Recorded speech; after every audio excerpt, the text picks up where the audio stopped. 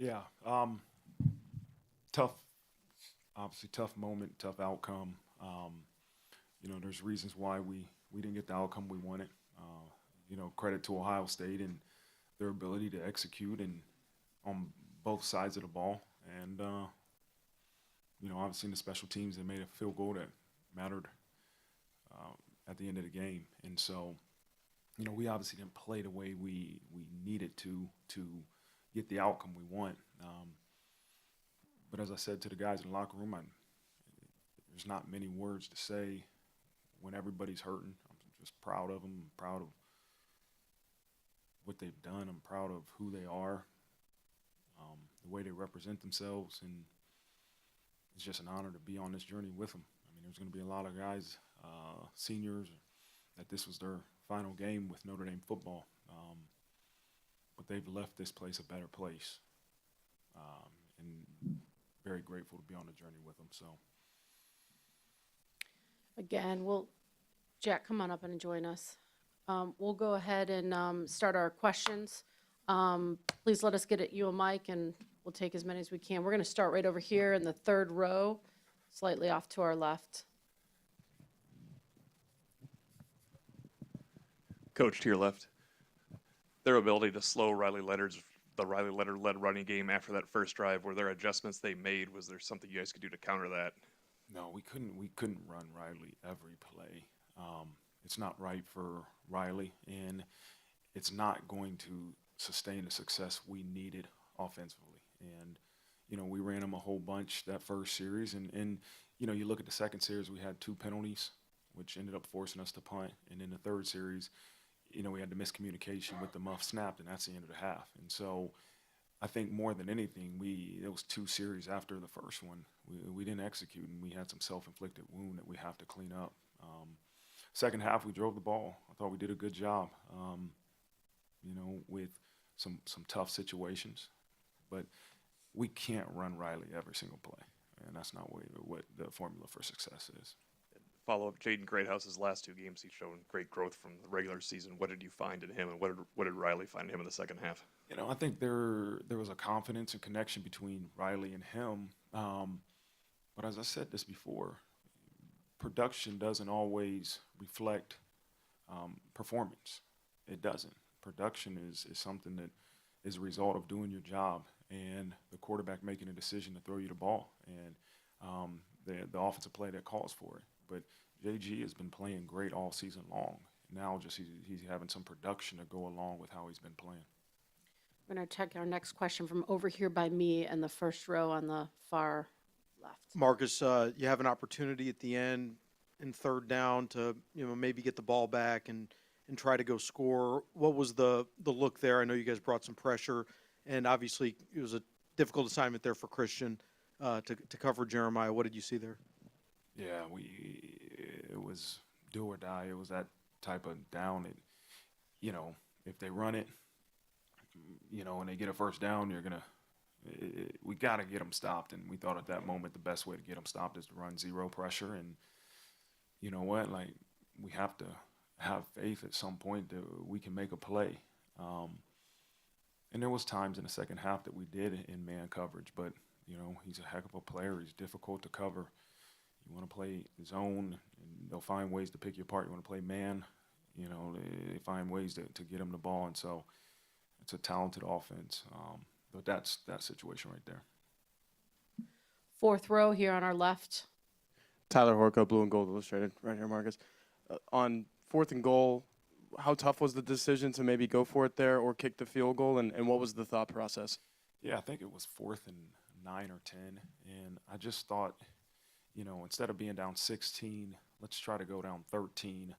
And I know it's still a 2-score game, but you have a better probability of getting 14 points than you do 16 points. And so if it was a shorter fourth and goal situation, I probably would have gone for it, but I just felt 4th and 9 was not a great chance for us to make that. And, I decided to kick it, and we didn't make it. On the aisle right here. Heather Dinich with ESPN. For Marcus and Riley, what did you both learn about the program this season, both looking back from where you came to get here and also looking forward about what you might be in position to do? Riley, go ahead. Before I answer your question, I want to thank my Lord and Savior, Jesus Christ, for giving me the opportunity to play in this game. I wrote on my hand Proverbs 27:17. As iron sharpens irons, so should one man sharpen another. And I think, like I said throughout the week,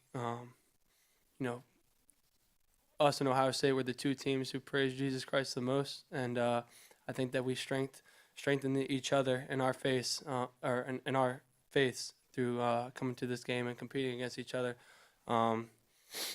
So I'm happy to see godly men come out on top, no matter what the circumstance is. I'm very,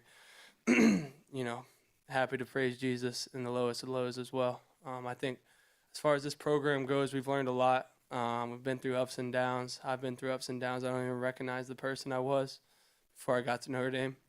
And it's all credit to these guys beside me and everybody else in the locker room. Coach Freeman. Yeah, I'm tremendously grateful for what Riley and these guys have done for our program. And, week 2,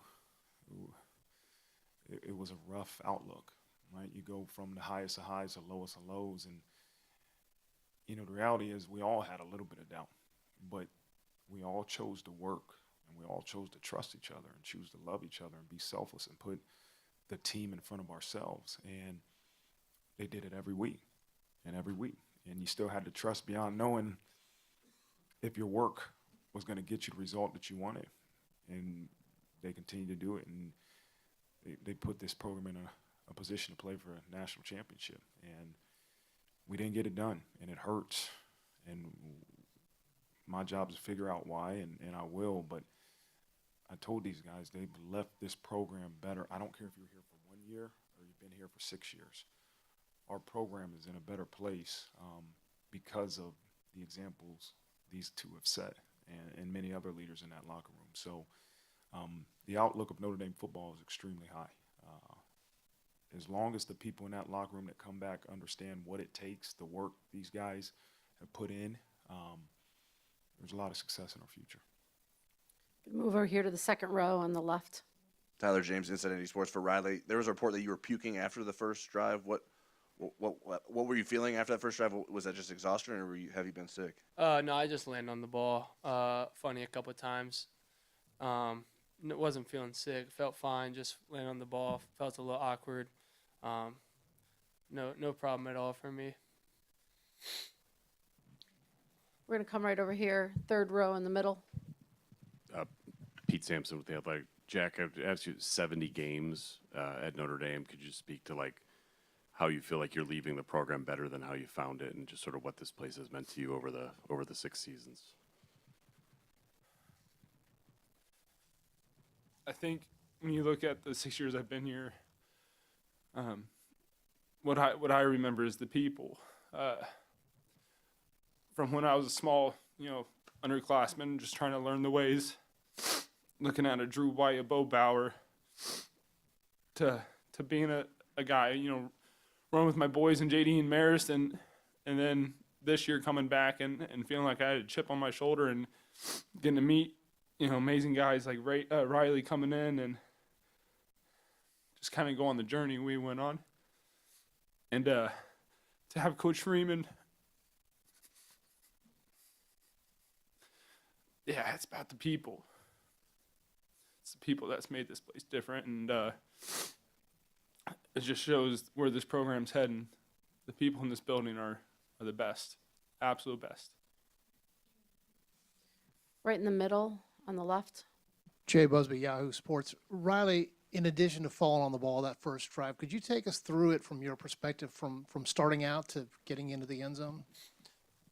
Yeah, I think the best thing we did on that drive was just stay above the chains. I mean, you see the next 3 drives after that, penalties and miscommunications, and all that stuff's on me.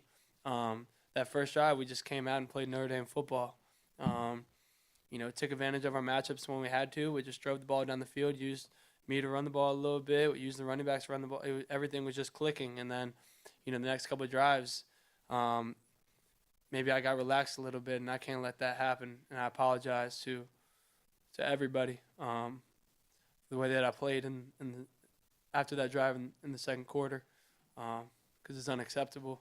And these are things that, aren't necessarily physical, but just like the mental side of things that, I can't make certain mistakes. But I just got to live with that and respond. And that's kind of what, the message was at halftime. Like, you got nothing else to lose. It's the last game no matter what. Might as well go out there and, sling the rock and trust your guys. Come back, stay same side. Chrissy Freud, USA Today. Riley, you've grown so much since you were a dark horse at Duke. How do you feel like you flipped your narrative and then just improved as an overall passer? Yeah, I'll start with just like the guys around me. Like, it's very easy to be a successful quarterback when, first and foremost, your coaches are just setting you up for success. I've never been so prepared in my life. I've just learned so much within this past year. And then the guys up front, like I'll start with the offensive line. These guys, like, from the day I got here, I kind of understood like how special they were. And yeah, the O-line, and then the wideouts as well. Like, every single one of those guys, you look at our offense, and a lot of people want to describe us as a rushing offense, and I'm, probably labeled as a rushing quarterback sometimes, but these guys don't budge. They do their job. They smile. They're all about team glory, and when their time comes, they always make plays for me. In the backfield with Jay Love and all those guys, I mean, how could I not become a better player on the field? And then off the field, I mean, you could walk into that locker room, and every single one of those people you're going to leave impressed by if you just had a simple conversation with them. I mean, the character of this place is kind of hard to describe. And I think I've grown so much just because of, the people around me. We have time for two more. Take our first one over here from Pete. Marcus, I was curious, from the end of the first touchdown drive to maybe the strip of Ibuka, like, do you feel like you guys got out of character in any way? I don't know if that's how you would phrase it, or was it something Ohio State did to just sort of, put you on your heels or make you play outside your comfort zone? Yeah, I mean, there was some things on both sides of the ball that we don't normally do, and some communication mistakes, self-inflicted wounds that we haven't been doing past few weeks. You're always making mistakes, but those type of detrimental mistakes when you play a really, really good football team cost you points. And I think that's probably the biggest thing that has stuck out to me, even, in between series of communication. Hey, we're good, we got it. Well, we can't make mistakes. And so it falls on my shoulders. And, as the head coach, we have to prepare and be better prepared for this moment. These guys gave everything they got. And you sit up here and you listen to these two guys speak and the passion they have for Notre Dame and each other in that locker room. I mean, I'm just sitting here listening like, this is one of the greatest gifts in life, is to be able to be the leader of this program, because you have great young people like this that share the blame when you have, to share the success when you win, and own the blame when you lose. But I'm better because of them. But we just have to be better. I got to make sure we prepare better for this next opportunity that we have in the future. Last question right over here to our right. Charles Odom with the Associated Press. Riley, one more about that opening drive, if I could. I think you just referenced you ran the ball a little bit, but you had 9 carries on that drive, and that's half of your top total for a full game this season. Did that take something out of you, or did a long drive by Ohio State give you a chance to recoup and recover? Yeah, I mean, Coach Free's always about reload and, worry about the next play. So I didn't even know it was 9. If you asked me, I probably would have said it was like 3 or 4. Like, if Coach wants to call my number and have me run the ball every single play, I got no problem with it. Like, you see me kind of put my body on the line for this team over and over again. So, like, whether I'm running the ball, passing the ball, it doesn't matter. I'm going to do everything I can to help the team win. And, hit a little lull there in the first half. But, like I said, I got to live with it. That concludes the press conference with Notre Dame. Thanks to each of you.